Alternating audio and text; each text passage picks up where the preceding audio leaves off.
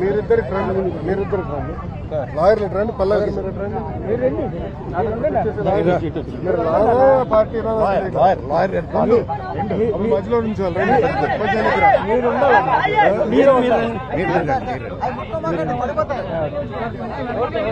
నమస్కారం అమ్మా. Hi boss, బాగున్నారా? బండి తోయొద్దు, బండి పడిపోతున్నా. Okay, thank you. మాడచ్చా, మీకు అర్లీగా వెళ్ళిపోవచ్చు ఈరోజు మీరు. ఓకే, మీడియా మిత్రులందరికీ నా నమస్కారం. 2019లో బ్లూ మీడియా పత్రిక సాక్షి నా పైన ఒక ఆర్టికల్ వేస్తాం జరిగింది. దాంట్లో ప్రధానంగా నేను మంత్రిగా ఉన్నప్పుడు విశాఖపట్నానికి అనేక సార్లు వచ్చాను. లాంజ్లో నా పైన దాదాపు 25 లక్షల రూపాయలు ఆనాటి తెలుగుదేశం పార్టీ ప్రభుత్వం ఖర్చు పెట్టిందనే వార్త వేస్తాం జరిగింది. అప్పుడే నేను లీగల్ నోటీస్ కూడా జారీ చేశాను. మీరు క్షమాపణ చెప్పాలి, నేను ఎక్కడ ఆధారాలు లేవు, రాజ్యాంగం చాలా స్పష్టంగా ఆధారాలతో ప్రింట్ చేయాలి అని చెప్తుంది. అంతేగాని ఆధారాలు లేకుండా ప్రింట్ చేస్తే అది డిఫమేటరీ నేచర్ అని చాలా స్పష్టంగా చెప్తుంది. మీరు ఎట్టి పరిస్థితుల్లో రిజైండర్ ప్రింట్ చేయండి అని ఆనాటి సాక్షి కానివ్వండి, అదేవిధంగా దేశవ్యాప్తంగా ప్రింట్ అయ్యే ప్రతి వారం ప్రింట్ అయ్యే మ్యాగజైన్ ద వీక్ కూడా మనం నోటీసులు జారీ చేస్తాం జరిగింది. ద వీక్ అవుతే ఇమీడియట్గా మా దగ్గరకు ఉన్న సమాచారం కరెక్ట్ కాదు, మీరు చెప్పిందే కరెక్టు, మేము రిజైండర్ ప్రింట్ చేస్తామని వాళ్ళు చాలా స్పష్టంగా ప్రింట్ చేస్తాం జరిగింది. కానీ బ్లూ మీడియా గురించి మీకు బాగా తెలుసు. తప్పుడు వార్త పదే పదే రాసి అది నిజం చేయాలని ప్రయత్నిస్తుంది. అదే రీతిలో వాళ్ళు ముందరికెళ్తున్నారు. అందుకే నేను గత 5 సంవత్సరాలుగా న్యాయ పోరాటం నేను చేస్తున్నా. ఇది 4వ వాయిదా. ఎన్నిసార్లే నేను వస్తాను, ఎందుకంటే నిజం నా వైపు ఉంది. గతంలో కూడా మీకు చెప్పాను. ఈ రోజు కూడా మంత్రి హోదాలో నేను వచ్చినప్పుడు పార్టీ ఆఫీసులో బస్సులో పడుకుని సొంత భోజనం నేను తింటున్నా తప్ప ప్రభుత్వం దగ్గర నుంచి కనీసం ఒక్క వాటర్ బాటిల్ కూడా నేను తీసుకోవట్లేదు. నేను ఇక్కడికి వచ్చిన వాహనం కూడా నా సొంత వాహనం, దాంట్లో డీజిల్ కూడా పోసుకుని నా సొంత నిధులతో. ఎక్కడ ప్రభుత్వం పైన ఆధారపడకూడదని మా తల్లి భువనేశ్వరి గారు నాకు చిన్నప్పుడు నేర్పించారు. అదే రీతిలో ముందరకెళ్తున్నా.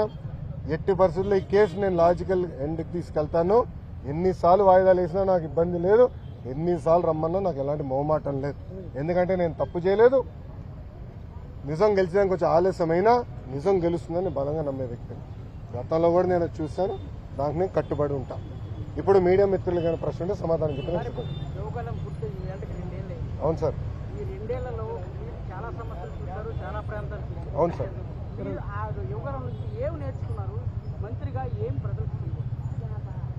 అన్న, నేను స్టాన్ఫర్డ్లో ఎంబీఏ చేశా. నేను స్టాన్ఫర్డ్ ఎంబీఏకి అప్లై చేసినప్పుడు ఒక ప్రశ్న ఉంటుంది స్టాన్ఫర్డ్లో, వై స్టాన్ఫర్డ్ ఎంబీఏ అని. అంటే ప్రైవేట్ రంగం నుంచి రాజకీయాల్లోకి నేను రావాలనుకుంటున్నాను, ఏదో ఒక టైంలో వస్తాను, స్టాన్ఫర్డ్ ఎంబీఏ నేను ప్రిపేర్ చేస్తున్నాను భావిస్తున్నాను అనుకున్నాను అని రాశా. కానీ అక్కడికి వెళ్ళి చదువుకున్నారు, నాకు అర్థమైందంటే స్టాన్ఫర్డ్ ఎంబీఏ బిజినెస్కి మంచిది అని. పాదయాత్ర రాజకీయాల్లో ఒక ఎంబీఏ లాంటిది. ఎందుకంటే ప్రజలకి దగ్గర ఉంటాం, నిరంతరం ప్రజల సమస్యలు తెలుసుకున్న వాడిని. సో ఇప్పుడు ఎవరన్నా నాకు అర్జీ ఇచ్చినా, నన్ను ఎవరైనా కలిసినా, ఒక మెసేజ్ నాకు వచ్చినా, తన వెనకాల ఎంత కష్టం ఉందో నాకు ఇప్పుడు అర్థం చేసుకోగలుగుతాను. సో యువగలం పాదయాత్రలో కూడా నేను అనేక హామీలు ఇచ్చాను. ఒక్కొక్క హామీ నిలబెట్టుకుంటూ వెళ్తున్నాను. ఇచ్చిన ప్రతి హామీ నేను నిలబెట్టుకుంటాను, దాంట్లో ఎలాంటి సందేహం లేదు. రెండోది, యువగలం పాదయాత్ర అయిన తర్వాత నిరంతరం ప్రజల్లో ఉండాలని నా కోరిక. సో అమరావతిలో కూడా, ఎందుకంటే నాకు మంత్రిగా నాకు బాధ్యతలు ఉంటే కనుక నేను ప్రజల్లో ఉండాలంటే నిరంతరం ప్రజల్ని కలవాలని ప్రజా దర్బారు పెట్టుకున్నా. ఇక్కడ కూడా మీరు చూస్తే వైజాగ్ వచ్చి మీరే ఉన్నారు, కోర్టు కొంచెం లేట్ అవుతుందని పరిగెత్తుకుంటూ వచ్చే తప్ప మళ్ళీ ఇప్పుడు వెనక్కి అక్కడికి వెళ్తున్నా, పార్టీ హౌస్కి వెళ్తున్నా, ప్రజల దగ్గర అర్జీలు తీసుకుంటున్నా, వాళ్ళ సమస్యలు పరిష్కరించే మార్గం నేను ఎత్తుకుంటాను. ఆల్రెడీ మేము రాసుకున్నాము, అది సంబంధించిన మంత్రులందరి దగ్గర పంపించాను. ఆర్థిక శాఖ మంత్రి కేశవ్ అన్న కూడా చర్చించాను. దానికోసం ప్రత్యేక నిధులు కూడా ఆయన కేటాయిస్తానని నాకు హామీ ఇచ్చారు. వచ్చే బడ్జెట్లో అది ఉంటుంది. తప్పనిసరిగా ఇచ్చిన ప్రతి హామీ మేము నిలబెట్టుకుంటాం. ఎస్టిమేట్స్ అని మార్చి వరకు వస్తుంది.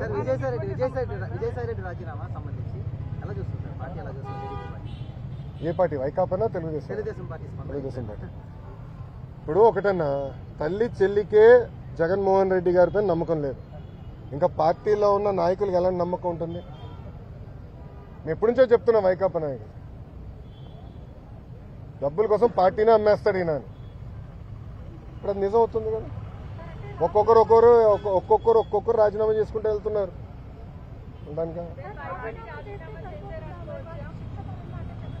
నేను శిక్ష పడదని నేను ఎక్కడ అన్నాను తల్లి?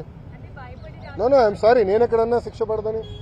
ఇప్పుడు లిక్కర్ కానివ్వండి, ఇప్పుడు ఒకటమ్మా 2019 నుంచి 24 వరకు మేమందరం ప్రజల్లో ఉన్నాం. పాదయాత్రలో కూడా నేను చెప్పా, ఎవరిని నేను వదిలిపెట్టాను, ఏ అధికారులు రాజకీయ నాయకులు చట్టాన్ని ఉల్లంఘించారు ఎవరిని వదిలిపెట్టానన్న. ఇప్పుడు దర్యాప్తు జరుగుతుంది, ఇన్వెస్టిగేషన్ జరుగుతుంది. త్వరలోనే అన్ని బయటకు వస్తే నేను భావిస్తున్నా. So let investigation get completed అమ్మా. ఇక్కడ విజయసాయిరెడ్డి గారు ఉన్నారు, లేదంటే ఎల్లయ్య పుల్లే ఉన్నారనేది టైం విల్ ఉన్నట్టాలి కదమ్మా. సో ఇన్వెస్టిగేషన్ జరగకుండా నేను ముందరే మాడతాం కూడా కరెక్ట్ కాదు. Let investigation happen. Yes yes మీరు కాకినాడ పోర్ట్ విషయం కూడా మీ అందరు తెలిసిన విషయమే. కాకినాడ పోర్ట్ కూడా అడ్డగోలుగా తుపాకులు పెట్టి రూపాయి ఆస్తిని సుమారుగా 6 పైసలకి కొట్టేసానికి ప్రయత్నించారు. కొట్టేశారు, క్షమించాలి, ప్రయత్నం కాదు, కొట్టేశారు, ట్రాన్స్ఫర్ చేసుకున్నారు. కేసు పడింది, దానిపైన ఈడీ వాళ్ళు కూడా లవ్ లెటర్లు రాశారు విజయసాయిరెడ్డి గారికి. రా బిడ్డ రా అని ఇంటికి. అన్నీ బయటకు వస్తున్నాయి కదా. సిమిలర్ ఫ్యాషన్ దీనిపైన కూడా కంప్లైంట్లు వస్తాయి, తప్పనిసరిగా యాక్షన్ తీసుకుంటాం. విశాఖలో చాలా ల్యాండ్స్ కబ్జా చేశారు. గతంలో ప్రతిపక్షంలో ఉండేటప్పుడు మీరు ఆరోపించారు, ఇక్కడ నేతలు కూడా మాట్లాడారు. అవునండి. సో ఇప్పటికీ అంటే దాదాపు 6-7 నెలలు అయితే ఇన్వెస్టిగేషన్ నడుస్తుంది కదా. బట్ ఎక్కడా కూడా గతంలో అధికారులు కూడా స్వయంగా చెప్పింది ఏంటంటే అంతా లీగల్ గా ఉంది, సో ఎక్కడ తీసుకోవడానికి ఆస్కారం లేదు. సో స్టిల్ ఇప్పుడు కూడా వాళ్ళు సో ప్లీజ్ బీ పేషెంట్, ఓపిక పట్టండి స్వామి, దర్యాప్తు జరుగుతుంది కదా. అవునండి. ఇప్పుడు మన కూడా మాట చెప్పా, ప్రభుత్వ పరిస్థితి గురించి కూడా దయచేసి ఒకసారి ఆలోచించండి. గత ప్రభుత్వం చేసిన అవినీతులన్నిటిపైన ఒకేసారి నేను దర్యాప్తు చేయాలంటే ఇంకా లా అండ్ ఆర్డర్కి పోలీసులు మిగలరమ్మా. ఎందుకంటే భూ అక్రమాలు కానీ, ఇసుక అక్రమాలు కానీ, మద్యం అక్రమాలు కానీ, గాలి కూడా అమ్మేశారు స్వామి. ఇంకా లా అండ్ ఆర్డర్కి పోలీసులు ఉండేదాకా ఉండదు. ఎందుకంటే ఒక్కొక్క ఇన్వెస్టిగేషన్ చాలా డీప్కి వెళ్ళాలి, పకడ్బందీగా చేయాలి. ఇప్పుడు లిక్కర్ ఉంది, చాలా పకడ్బందీగా చేస్తున్నారు. ఎవరెవరికి ఎప్పుడెప్పుడు ఎంత డబ్బులు ఎవరి చేతుల నుంచి మారినాయి మొత్తం వివరాలన్నీ సేకరించాలి. సో ఇన్వెస్టిగేషన్ చాలా వేగవంతంగా జరుగుతుంది. ఒక్కొక్కటి చేయలేండి, అన్నీ ఒకేసారి చేసేది కెపాసిటీ మటుకు ప్రభుత్వానికి ఉండదు. ఎందుకంటే గతంలో అన్ని అక్రమాలు జరిగినాయి. నేను కూడా దీనిపైన చాలా స్పష్టంగా చెప్పాను. సార్, దావోస్ పర్యటనలో ఏమీ తీసుకురాలేదని చెప్పి మంత్రి అమర్ లాంటి వాళ్ళు మాట్లాడి ప్రశ్నిస్తున్నారు. ఏం చెప్తారు సార్? అరే కోడిగుడ్డుని నేను సూటిగా ప్రశ్నిస్తున్నా. మీరు మంత్రిగా ఉన్నప్పుడు మీరు ఏం తీసుకొచ్చారు ఆంధ్రాకి? ఏం తీసుకొచ్చారు చెప్పండి. ఇప్పుడు మేము నాకు ఇప్పుడే థ్యాంక్ యూ అన్న 7 నెలల్లో 6,33,568 కోట్ల రూపాయలు పెట్టుబడులు తీసుకొచ్చాము. 4,10,125 మందికి ఉద్యోగాలు కల్పించే పరిశ్రమలు ఆంధ్ర రాష్ట్రానికి ఎన్డీఏ ప్రభుత్వం తీసుకొచ్చింది. అది గర్వకారణం. కాగ్నిసెంట్ గురించి కూడా నేను ట్వీట్ పెట్టా కదా, చూడలేదా నా ట్వీట్? ఎవరు మీకు ఇచ్చిందే, మన ఇచ్చిందే. సాక్షి ఉన్నాడు ఇక్కడ, సాక్షి రాలేదా? ఆయనే రిపోర్టరా? కేసు రాలేదా? సాక్షి ఎవరు లేడా? అరే ఆయనకి ఇద్దాం అనుకున్నానే కాగితం. ఇదన్నా చూడరా భయ్, కళ్ళు తెరువు అని అర్థం కదా. ఇప్పుడు మీరు చూడండి, బాబు గారు డావోస్కి దాదాపు 1997 నుంచి వెళ్తున్నారమ్మా. డావోస్కి వెళ్ళినప్పుడు ఎప్పుడు ఒప్పందాలు చేసుకోం. డావోస్ సర్చ్ ఇస్తాం, ఇంట్రెస్ట్ ఎవరికి ఎలా ఉందో డిస్కస్ చేసి మళ్ళీ తిరిగి వచ్చిన తర్వాత ఒప్పందాలు చేసుకుంటాం. ఇప్పుడు దీంట్లో మీరు చూస్తే విచిత్రం, ఆసిల్లర్ మిత్తల్ది దీంట్లో ఒప్పందం లేదు. పైన ఆసిల్లర్ మిత్తల్ది 1,35,000 కోట్ల రూపాయలు పెట్టుబడి అనేది ఉంది. కానీ ఆసిల్లర్ మిత్తల్ది ఒప్పందం లేదు, ఎంఓయూ లేదు. మాకు ఎంఓయూ లేదు ఆర్సిలర్ మిత్తల్తో మాకు ఎలాంటి ఎంఓయూ లేదు. ఎందుకంటే వాళ్ళన్నారు ఎంఓయూ ఎందుకు సార్ డైరెక్ట్ వర్క్కి వెళ్దాం అన్నారు. అప్పుడు మమ్మల్ని తప్పడతారా? ఇప్పుడు వాళ్ళకి మన మెటీరియల్ టైప్ చేసాం ఎన్ఎండిసి నుంచి, ఎన్వైరన్మెంటల్ క్లియరెన్సెస్ మేము కోఆర్డినేట్ చేస్తాం. వాళ్ళ భూమి ఎత్తికి కూడా భూమి కేటాయింపులు కూడా పూర్తి చేస్తాం. 6-7 నెలల్లో పనులు ప్రారంభించాల లక్ష్యంతో మేము పనిచేస్తున్నాం. ఎన్నికలకు వెళ్లే లోపల ఫస్ట్ ప్రొడక్షన్ అవ్వాలనేది మేము చేస్తున్నాం. అది కూడా మమ్మల్ని తప్పడతారా? సార్ ప్రధానంగా ఏదైతే ఈ బల్క్ ట్రక్ పార్క్ తీసుకోండి, గ్రీన్ హైడ్రోజన్ ప్రాజెక్ట్ తీసుకోండి, అవును.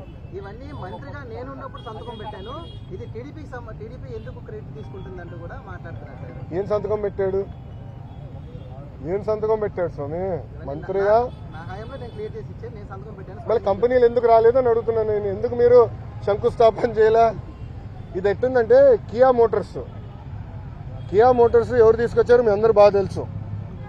ఆనాడు కియా మోటార్స్ తీసుకొచ్చి చంద్రబాబు నాయుడు గారు అహర్నిశలు కష్టపడ్డారు. 16 నెలల్లో ప్రొడక్షన్ తీసుకొచ్చారు. వైకాపా ప్రభుత్వం అధికారంలోకి వచ్చిన తర్వాత ఒక ఈమెయిల్ సృష్టించి గతంలో రాజశేఖర రెడ్డి గారు ఈమెయిల్ పెట్టారు, ఆ ఈమెయిల్ వల్ల కియా మోటార్స్ వచ్చిందండి. ఇంకేం చెప్పాలి స్వామి? టీసీఎస్ కూడా క్రెడిట్ తీసుకున్నారు, మీరు చూసారో లేదో. టీసీఎస్ కూడా క్రెడిట్ తీసుకోవడానికి ప్రయత్నించారు. మేము తీసుకొచ్చి నేనే చంద్ర గారితో మాట్లాడి ఆయన ఆఫీస్కి వెళ్ళాను స్వామి. ఆయనతో 45 నిమిషాలు 1-on-1 నేను మీటింగ్ పెట్టుకున్నాను. తర్వాత నా అదృష్టం ఏంటంటే చంద్ర గారు వాళ్ళు మొత్తం మేనేజ్మెంట్ ఇంపార్టెంట్ లీడర్స్ అందరూ పిలిచి నాతో మీటింగ్ పెట్టించారు తెలుసా. అక్కడ క్లీన్ చేసాం మేము. ఇది తాజ్ హోటల్స్ కానివ్వండి, టీసీఎస్ కానివ్వండి, రెన్యూవబుల్ ఎనర్జీ కానివ్వండి, అన్ని. ఇప్పుడు మీరందరూ ఒకటి గుర్తుపెట్టుకోవాలి. మీరందరూ ఒక ప్రశ్న అడిగారు, మహారాష్ట్రకి ఇంత పెట్టుబడి వెళ్తుంది. దానికి కారణం ఏంటో తెలుసా? Consistency in government. అంటే ఒకే ప్రభుత్వం మళ్ళీ వచ్చేగల ఏమవుతుందంటే అక్కడున్న పెట్టుబడులు పెట్టే వాళ్ళకి కాన్ఫిడెన్స్. డావోస్లో ఒక పారిశ్రామికవేత్తని నేను కలిసాను, మన ఆంధ్ర రాష్ట్రంలో పెట్టుబడి పెట్టాడని. నాకు టైం లేదు బాస్, నాకు ఇంకో ఒక మీటింగ్ పరిగెడుతున్నా, నాతో నడవండి అని చెప్పి మన ఆంధ్ర పెవిలియన్ నుంచి భారత్ పెవిలియన్ వరకు మేము నడుచుకుంటూ వెళ్తున్నాం. ఒక 10 నిమిషాలు వాక్. ఆయన అన్నాడు, నేను జగన్మోహన్ రెడ్డి గారిని ఇదే డావోస్లో కలిసడానికి ప్రయత్నించా, చాలా మంది అడిగా, కలవనని చెప్పాడు అన్నాడు. ఎందుకన్నా? మీరు తెలుగుదేశం పార్టీ హయాంలో పెట్టుబడులు పెట్టారు కదా అంటే మీరు తెలుగుదేశం పార్టీ కంపెనీ, అది వరల్డ్ రినౌండ్ కంపెనీ. కనీసం వాళ్ళ సమస్యలు పరిష్కరించేదానికి గత ముఖ్యమంత్రి గారు కానీ ఇండస్ట్రీస్ మంత్రి కానీ కలవలేదు. నేను మంత్రి అయిన తర్వాత ఐటీ వాళ్ళతో మీటింగ్ పెట్టాను. వాళ్ళు కూడా చెప్పారు కదా మీటింగ్లో, ఫస్ట్ టైం గత 5 సంవత్సరాలు ఫస్ట్ టైం ఐటీ ఇండస్ట్రీతో మీటింగ్ పెట్టింది మీరు ఒక్కరే అని. ప్రజలు కూడా ఆలోచించాలి. ఈరోజు గుజరాత్లో 5వ బీజేపీ ప్రభుత్వం ఏర్పడింది గుజరాత్లో. దానివల్ల మీరు చూస్తే గుజరాత్ నిన్న స్పీడ్గా అభివృద్ధి కార్యక్రమాలు ముందరికెళ్తుంది. మహారాష్ట్ర కన్సిస్టెంట్గా మళ్ళీ ప్రభుత్వం వచ్చింది.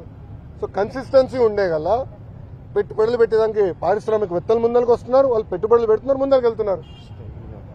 ఈ మన రాష్ట్రంలో ఏమైందంటే 2014 నుంచి 19 వరకు ఒక స్పీడ్గా వెళ్ళాం, కరెక్ట్గా వచ్చి బ్రేక్ పడింది. బ్రేక్ ఎలా పడింది కూడా నేను చెప్తాను. పీపీఎల్ రద్దు చేయలేదా? ఒకే రాజధాని వద్దు 3 రాజధానులని ఒక రాజకీయ గేమ్ ఆడలేదా? దానివల్ల ఎవరు నష్టపోయారండి? ఆంధ్ర రాష్ట్ర ప్రజలు నష్టపోయారు, ఉత్తరాంధ్ర ప్రజలు నష్టపోయారు, రాయలసీమ ప్రజలు నష్టపోయారు. దయచేసి ప్రజలందరూ ఇది గమనించాలి. అందుకే మన ప్రధానమంత్రి గారు కానివ్వండి, ముఖ్యమంత్రి గారు కానివ్వండి, నేను కూడా నా స్పీచ్లో విశాఖపట్నంలో మళ్ళీ ఎన్డీఏ కూటమి గెలవాల్సిన అవసరం ఉందని చెప్పాను. మాకు ఇంకా 4 సంవత్సరాలు 5 నెలలు ఉంది ఎన్నికలు.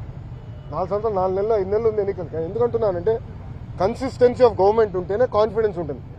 డావోస్లో చాలా మంది నన్ను అడిగిన ఒక ప్రశ్న ఏంటి తెలుసా? మీరు బాగున్నారు, చంద్రబాబు నాయుడు గారు మేము నమ్ముతాం, కానీ జగన్మోహన్ రెడ్డి అనే వ్యక్తి గెలవడానికి గ్యారెంటీ మీరు ఇస్తారా అని అడిగారు. నేను గతంలో మేము చాలా ఇబ్బంది పడ్డాము, మళ్ళీ జగన్మోహన్ రెడ్డి గెలవడానికి గ్యారెంటీ ఏంటని అడిగారు. అమర్ రాజా బ్యాటరీ మీకు అందరు తెలుసు కదా. అమర్ రాజా బ్యాటరీ ఒక brand. Amar Raja battery corporate headquarters Chittoor జిల్లాలో ఉంటుంది. వాళ్ళు కట్టే పన్నులో ఇన్కమ్ ట్యాక్స్లో ఆంధ్ర రాష్ట్రానికి ఎక్కువ భాగం వాటా వస్తుంది. ఎందుకంటే వాళ్ళ హెడ్ క్వార్టర్స్ ఆంధ్ర రాష్ట్రం. ఆంధ్ర రాష్ట్రంలోనే highest tax payer Amar Raja battery. ఆ అమర్ రాజా బ్యాటరీని వేధించలేదా గత ప్రభుత్వం? ఇదే కోడిగుడ్డుని అడుగుతున్నా, నువ్వు వేధించలేదా? సైకోని అడుగుతున్నా, నువ్వు వేధించలేదా?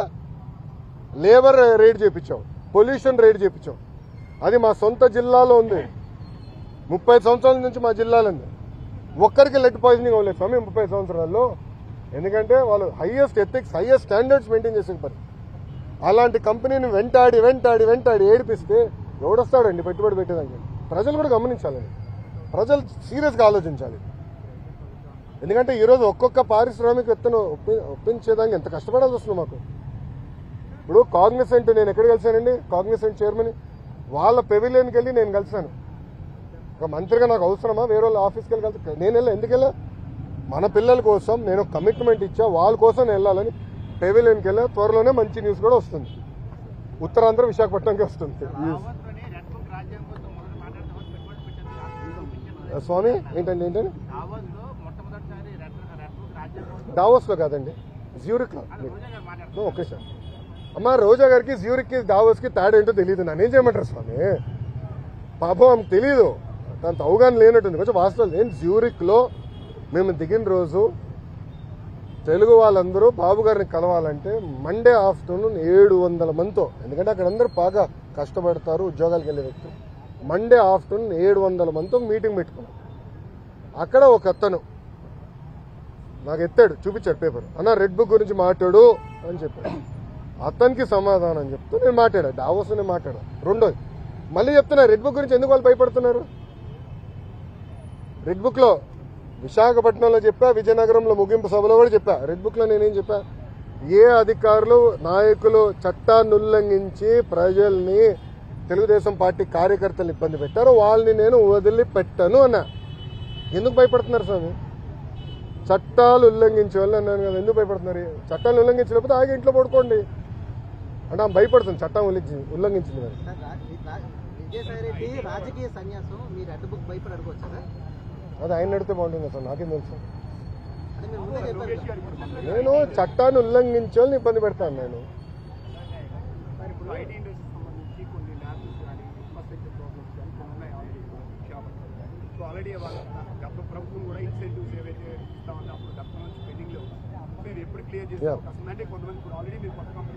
ఎస్ అన్న, ఇప్పుడు నేను ఆల్రెడీ వాళ్ళందరితో టచ్లో ఉన్నా. వాళ్ళు అడిగిన బేసిక్ ఎమ్యూనిటీస్, ఇప్పుడు బస్ అడిగారు, స్ట్రీట్ లైటింగ్ అడిగారు, ఆ బేసిక్. దాని తర్వాత రాత్రి మన మొబైల్ పోలీస్ యూనిట్ ఉంటే బాగుంటుందన్నారు. అవన్నీ మనం ఏర్పాటు చేసాం. ఇన్సెంటివ్స్ విషయంలో కూడా నేను కేశవంతో మాట్లాడి త్వరలోనే అది రిలీజ్ చేస్తాను, నాకు సందేహం లేదు. కొత్త కంపెనీస్ ఆల్రెడీ ఇప్పుడు టీసీఎస్, ఇది ఓపెన్ బుక్, పెద్ద విషయం లేదు, రెడ్ బుక్ కాదు, ఓపెన్ బుక్ కూడా మేము. గ్రేనంటే చాలా స్పష్టంగా వాళ్ళు ఆల్రెడీ భూముల కోసం కూడా వెతుకుతున్నారు. త్వరలోనే భూములు కేటాయించి వాళ్ళ క్యాంపస్ కూడా ప్రారంభించబోతున్నారు. ఈ లోపల టెంపరీగా వేరే బిల్డింగ్స్ కూడా ఏర్పాటు చేస్తాం. ఎస్, ఐటాప్ ఉంది ఇంకా. ఐటాప్ ఇస్ స్టిల్ కంటిన్యూయింగ్. వాళ్ళు డైరెక్ట్గా నాతో టచ్లో ఉన్నారు, డైరెక్ట్లీ టచ్. అవసరం లేదండి, వాట్సాప్ మెసేజ్. చాలా మంది నాకు జస్ట్ ఒక మెసేజ్ పెడితే నేను పరిగెడుతున్నా, దాంట్లో ఎలాంటి డౌట్ లేదు. 3 months 90 రోజుల్లో వస్తుంది సార్. టీసీఎస్ 90 రోజుల్లో ఆఫీస్ ప్రారంభించబోతుంది. క్యాంపస్ కోసం భూమి ఎత్తికాము, అది వాళ్ళు చూస్తున్నారు. ఫైనలైజ్ అయింది, అదొక 2-3 సంవత్సరాలు పడుతుంది. కట్టాలి కదా క్యాంపస్ అనేది, టైం పడుతుంది. మినిమం 2 years పడుతుంది క్యాంపస్ కట్టేదానికి. ఈ లోపల టెంపరీ అంటే రెంట్కి తీసుకుని అకామిడేషన్ స్టార్ట్ చేస్తాం. మళ్ళీ నన్ను అడితే ఏంటి స్వామి, అంత న్యూస్ మీడియా ఉంటే? అవును, మీకే నాకని బాగా తెలుసు, మళ్ళీ మీరే వాళ్ళు అది టెక్నికల్గా నేను చెప్పకూడదు స్వామి. ఎన్డీఏలో ఉన్నాను, నాన్ డిస్క్లోజర్ అగ్రిమెంట్ సైన్ చేశాను నేను చెప్పకూడదు. ప్లీజ్ అండర్స్టాండ్, లీగలీ బైండింగ్ కదమ్మా. మళ్ళీ నేను ఇదే కోర్టుకి రావాలి. ఓకే, అది నేను ఎందుకంటే అది ఎన్డీఏలో ఉన్నాం కనుక అయిందా నేను మాట్లాడతాను.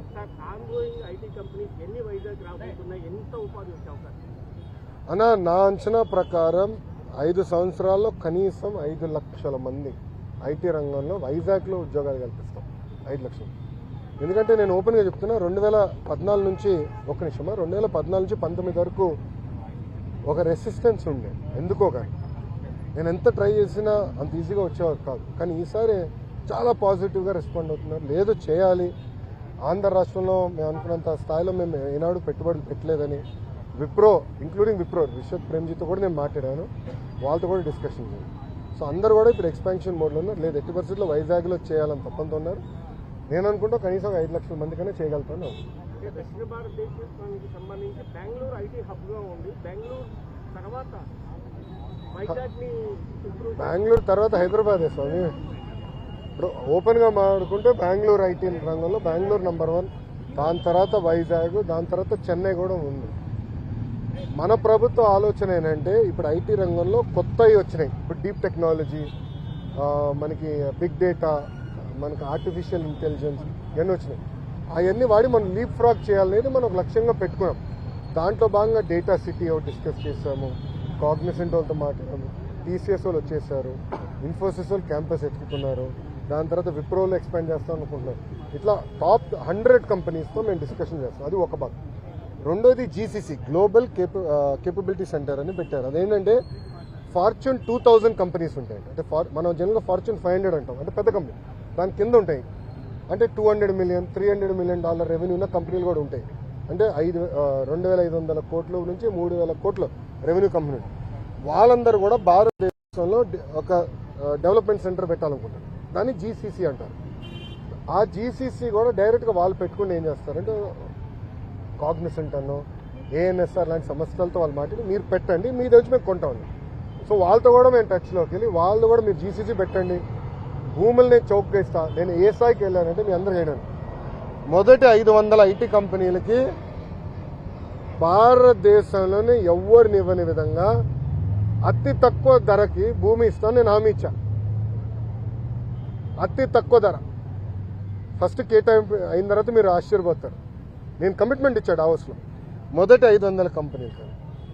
ఇది ఎందుకు చెప్తున్నానంటే విశాఖపట్నాన్ని తీసుకురాండి. ఒక పక్కన మనకి టాలెంట్ ఉంది, దాంట్లో ఎలాంటి సందేహం లేదు. బట్ కంపెనీలు కూడా తీసుకురావాలంటే భూములు కానివ్వండి, ఎక్కువ సిస్టమ్ మనం ఏర్పాటు చేయాల్సిన అవసరం. అది చేశాం. గతంలో హెచ్సిఎల్ కూడా నేను అట్టనే ఇచ్చాను. చాలా మంది ఎగతాళి చేశారు. కానీ ఈ రోజు వెళ్ళి మీరు చూడండి, విజయవాడలో హెచ్సిఎల్ ఎక్స్పాండ్ చేస్తున్నారు. ఇప్పటికే 4,000 మంది పనిచేస్తున్నారు. అది ఎక్స్పాండ్ చేస్తున్నారు. అదే ఆనాడు మేము వేసిన ఇత్తనం. విశాఖపట్నంలో పెద్ద ఎత్తున ఐటీ పరిశ్రమలు వస్తాయి. Mark my words, date time stamp కూడా చేస్తాం. వాళ్ళు ఆపమంటున్నారు, మీరే ప్రశ్నలు అడుగుతున్నారు. మీకంటే మీకు బాగా చోట్ల సరిపోతున్నాయి. నాకు పర్లేదు, నాకు అలవాటే కదా, పాదయాత్రలో నడిచే కదా. అయ్యి ఉంది ఎవరైతే ఉల్లంఘనకు పాల్పడ్డారో, అవినీతికి పాల్పడ్డారో వాళ్ళందరి పేరు. కానీ గవర్నమెంట్ లో చాలా మంది అటువంటి వాళ్ళు కీలకమైన పోస్టింగ్స్ ఇచ్చారు. ఎవరికి ఇచ్చామండి కీలకమైన పోస్టింగ్? చాలా మందికి ఇచ్చారు సార్. ఎవరికి ఇచ్చాం స్వామి? మీరు చూస్తే చాలా మంది IAS officers waiting for posting. వినండి కొంచెం, నేను పూర్తి. చాలా మంది ఐపీఎస్ ఆఫీసర్స్ కూడా వెయిటింగ్ ఫర్ పోస్టింగ్. ఆల్రెడీ కేసులు కూడా పెట్టాము, ఇన్వెస్టిగేషన్ జరుగుతున్నాయి. రానియండి. జిల్లా స్థాయిలో పనిచేసే అధికారులు చాలా మంది 1 by 1 చేయలేండి సార్. మీకు సిస్టమేటిక్. ఇది కక్ష సాధింపు కాదు, చట్టం ప్రకారం నేను వెళ్ళాలి. Let me do my duty అమ్మా.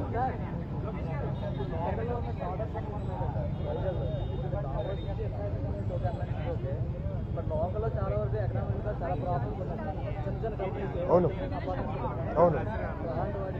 దానికి ఏం చేసామంటే అమ్మా, నెక్స్ట్ బడ్జెట్లో రతన్ టాటా ఇన్నోవేషన్ హబ్ అని రతన్ టాటా గారి పేరుతో పెట్టామమ్మా.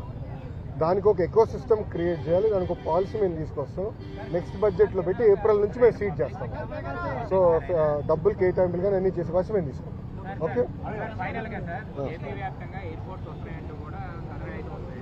సార్. సారీ. అవును సార్.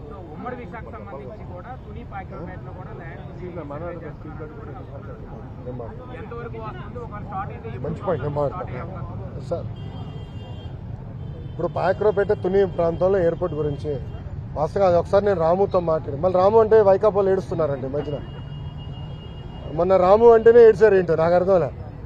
రాముని రాము కాకపోతే ఏమనాలి? రాముడు మంచి బాలుడు అనాలా ఏంటి? సో రాముతో నేను మాట్లాడి వెల్కమ్ బ్యాక్ అమ్మా. అది కొంచెం టైం లేదు. అది కాదు, విచిత్రం అంటే చెప్తాను. ఈరోజు మీరు ఎవరు విశాఖ స్టీల్ ప్లాంట్ గురించి అడగల. మొన్నటి వరకు ఒక్క నిమిషం ఆగండి అమ్మా, ఒక్క నిమిషం ఆగండి. మీడియా మిత్రులు ఎప్పుడు అడిగినా విశాఖ స్టీల్ ప్లాంట్ అని ఫస్ట్ బుల్లెట్ నాలో దింపేవారు. నేను ఆనాడు ఏం చెప్పాను? ప్రైవేటీకరణ జరగనీయము, అవ్వదు, మార్క్ మై వర్డ్స్ అని చెప్పా. ఈరోజు కట్టుబడి ఉన్నా స్వామి, మేము కట్టుబడి ఉన్నాం. ఎన్డీఏ ప్రభుత్వం ప్రజల దయవల, ఇదేదో మేము మా గొప్పతనం కాదు, ప్రజలు అద్భుతమైన మ్యాండేట్ ఎన్డీఏకి ఇచ్చింది కనుక ఈరోజు మేము మాట్లాడగలుగుతున్నాం.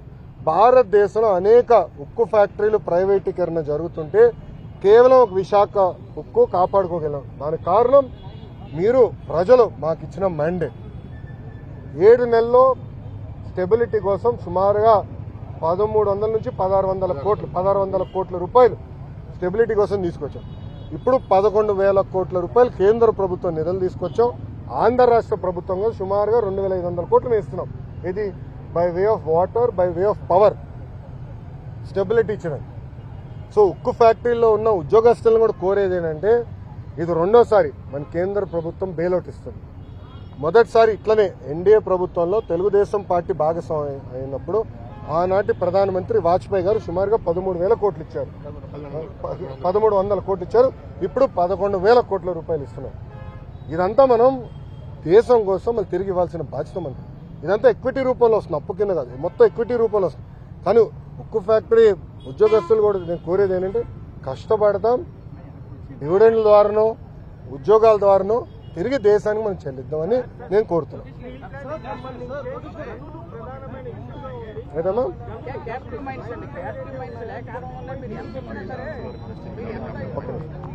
అన్న ఒక్క నిమిషం. I'm sorry, that is a wrong argument. ఈ రోజు ఆర్సిలర్ మిత్తలు క్యాప్టివ్ మైన్ లేకుండా ఇన్వెస్ట్ చేస్తుంది. ఎన్ఎండిసితో టైఅప్ అయ్యి క్యాప్టివ్ మైన్ లేకుండా వాళ్ళు ఇన్వెస్ట్ చేస్తున్నారు కదా. వాళ్ళు 14 మిలియన్ మెట్రిక్ టన్ ప్లాంట్ వాళ్ళు ఇన్వెస్ట్ చేస్తున్నారు 2 దశల్లో.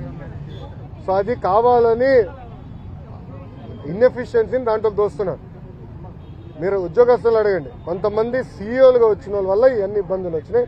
పకడ్బందీగా ఏర్పాటు చేయాలి. అది నిర్మలా సీతారామన్ గారితో కూడా చంద్రబాబు నాయుడు గారు మొన్న ఢిల్లీలో మాట్లాడారు. మీరు చూస్తారు కదా, విశాఖ ఉక్కుని సెట్ చేస్తాం. Highest profit making iron steel factory చేసే బాధ్యత మేము తీసుకుంటాం.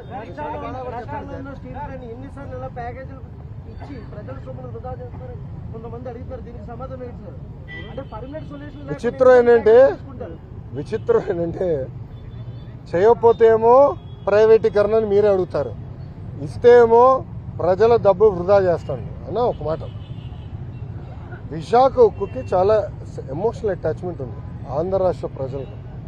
ఆనాడు విశాఖ ఉక్కు ఆంధ్రుల హక్కు అని ఎంతోమంది త్యాగాలతో విశాఖ ఉక్కు ఏర్పడింది.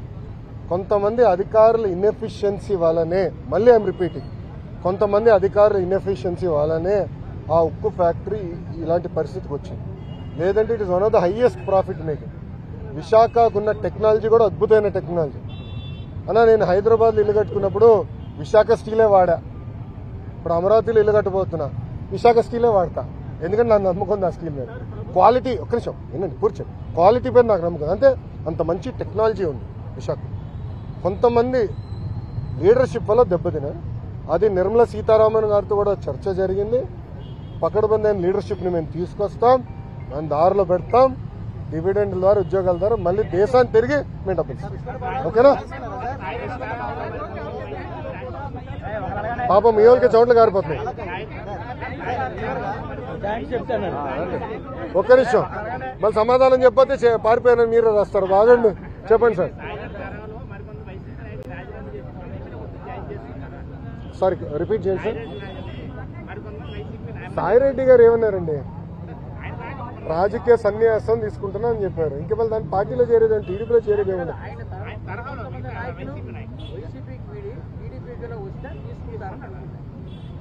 అది case by case we will decide. ఎందుకంటే మా కార్యకర్తలను ఇబ్బంది పెట్టిన నేను ఎందుకు తీసుకుంటా? మా కార్యకర్తల పైన కేసులు పెట్టిన ఎందుకు తీసుకుంటా? అరే నా పైన కూడా కేసులు ఉన్నాయి స్వామి. ఎస్సీ ఎస్టీ కేసు ఉంది నా పైన, అటెంప్ట్ మర్డర్ కేసు ఉంది. అయినా ఇప్పుడు జరుగుతున్నాయి కదా సార్.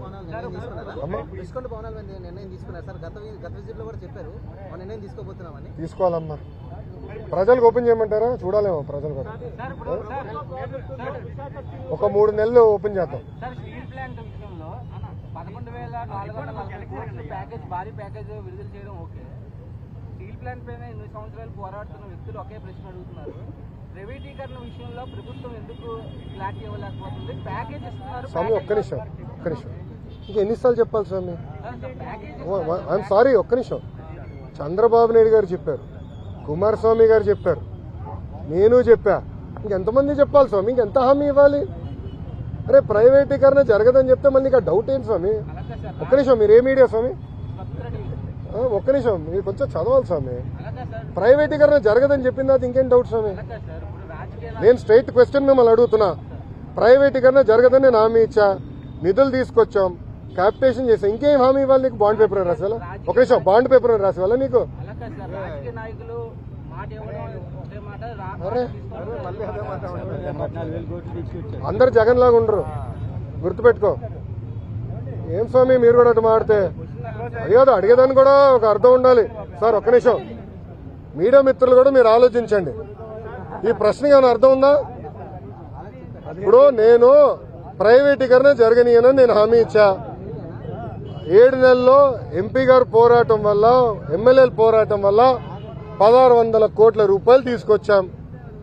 భారతదేశం వ్యాప్తంగా అన్ని ఉక్కు ఫ్యాక్టరీలు ప్రైవేటీకరణ జరిగే సమయంలో విశాఖ ఉక్కుకే, కేవలం విశాఖ ఉక్కుకే 11,000 కోట్ల రూపాయలు ఎక్విటీ రూపంలో, నాట్ డెట్, ఎక్విటీ రూపంలో కేంద్ర ప్రభుత్వం తీసుకొస్తుంది. రాష్ట్ర ప్రభుత్వం కూడా సుమారుగా 2,000 పైచిలక కోట్ల రూపాయలు ఎక్విటీ రూపంలో తీసుకొస్తుంది.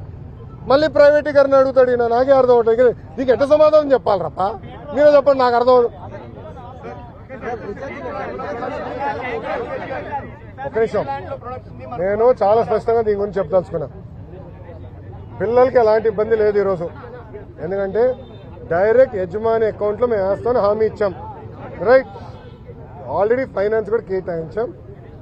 ఓన్లీ ఇష్యూ ఏంటంటే కేంద్రం నుంచి దళితులకి కేంద్రం నుంచి డబ్బులు వస్తామా, అది లింకింగ్ ప్రాసెస్ లో అయిపోతుంది, త్వరలో రిలీజ్ అవుతుంది. సో డైరెక్ట్ అకౌంట్లో వేస్తాం. ఎవరు పిల్లలు ఎక్కువ, తల్లిదండ్రులకి ఎలాంటి ఇబ్బంది లేదు, వాళ్ళని పిల్లలు చదివించుకోవచ్చు, యజమాని అకౌంట్లో మేము వేస్తాం.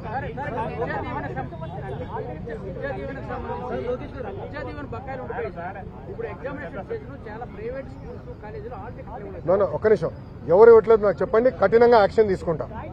ఒక్క నిమిషం, నేను యాక్షన్ తీసుకుంటా. ఒక్క నిమిషం, నేను యాక్షన్ తీసుకుంటా. ఒక్క నిమిషం అమ్మా, నేను పూర్తి చేయనండి. సార్ ఆగండి సార్. సార్ మీరు వినండి. మేము కలెక్టర్ గారికి క్లియర్గా చెప్పాము, ఆల్ మేనేజ్మెంట్స్తో మాట్లాడమని చెప్పాము. ఎవరినట్టు చేస్తే కఠినంగా మేము యాక్షన్ తీసుకుంటాం, దాంట్లో ఎలాంటి సందేహం లేదు. పిల్లలు ఆగే ఎగ్జామ్ రాసుకోవచ్చు, డైరెక్ట్గా కాలేజ్ అకౌంట్లో డబ్బులు వేసే బాధ్యత మాది. ఓకేనా? ఇప్పుడు ఒక నిమిషం, గత ప్రభుత్వం, ఒక నిమిషం చప్పట్లు పెట్టమని, గత ప్రభుత్వం సుమారుగా 3,000 కోట్ల రూపాయలు బకాయిలు పెట్టిపోయింది. ఎందుకు పెట్టారో వాళ్ళని అడగండి, కోడిగుడ్డుని అడగండి ఒకసారి. ఎందుకు బకాయిలు పెట్టిపోయినాడు? 3,000 కోట్ల రూపాయలు మేము కట్టాల్సిన అవసరం, కడతాం, టైం పడుతుంది. ఇంకా ముందర ఇయర్ రెగ్యులరైజ్ చేయాలి, బకాయిలు కూడా ఫేజ్డ్ మేనర్గా మేము చెల్లిస్తాం. ఓకేనా?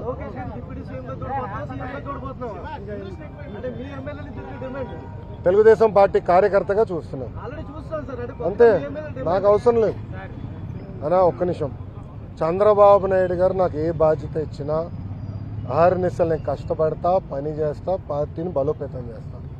అంతేగాని పార్టీకి చెడ్డ పేరు మటుకు నేను తీసుకురాను. మీరు చూశారు, పాదయాత్రకి వెళ్ళా, నా వల్ల పార్టీకి ఏనాడు ఒక ఇబ్బంది కలగలేదు. నేను ఒక క్రమశిక్షణతో పార్టీ నాకు ఇచ్చిన ప్రతి బాధ్యత నేను నెరవేరుస్తాను, కట్టుబడి ఉన్నాను. కొత్త కమిటీల్లో నేను కూడా ఒక చర్చ చేస్తున్నా, రేపు పాలిట్ బ్యూరోలో డిస్కస్ చేస్తున్నా. ఒక వ్యక్తి ఒక పదవిలో 3 టర్ముల కన్నా ఎక్కువ ఉండకూడదు నేను వ్యక్తిగతంగా నమ్ముతాను. అది నా వ్యక్తిగత అభిప్రాయం, పార్టీ అభిప్రాయం కాదు, నాయకుల అభిప్రాయం కాదు, నా అభిప్రాయం, లోకేష్గా నా అభిప్రాయం. నేను కూడా ఈసారి నేషనల్ జనరల్ సెక్రటరీగా ఉండకూడదని నేను భావిస్తాను. ఎందుకంటే 3 టర్ములు నేను అక్కడనే ఉంటున్నాను, వేరే వాళ్ళు కూడా అవకాశం రావాలి. గ్రామ పార్టీ నుంచి పార్టీలో మూవ్మెంట్ పాలిట్ బ్యూరో వరకు రావాలనేది నా లక్ష్యం, నా ఆలోచన. రైట్ ఆర్ రాంగ్ అది పెద్దలు నిర్ణయిస్తారు, నా ఆలోచన అది. అందుకే ఈసారి నేను కానీ రాము కానీ, మళ్ళీ రాము అంటే ఏడుస్తారు వైకాపా వాళ్ళు. ఎందుకు ఏడుస్తారు నాకు తెలీదు. రాము ఏమో నన్ను అన్నంటాడు, నేనేమో రాము అంటాను, ఇద్దరే. సో రాము కూడా, మొన్న రాము నేను కూడా మాడుకున్నాం, దావోస్లో కూడా లంచ్ చేస్తుంటే మేము మాడుకున్నాం. సో రాము కూడా ఏదన్నా నేను కూడా వేరే దానికి వెళ్దాం, వేరే వాళ్ళకి అవకాశం ఇద్దాం, పార్టీలో మూవ్మెంట్ రావాలని మేము అనుకుంటాం.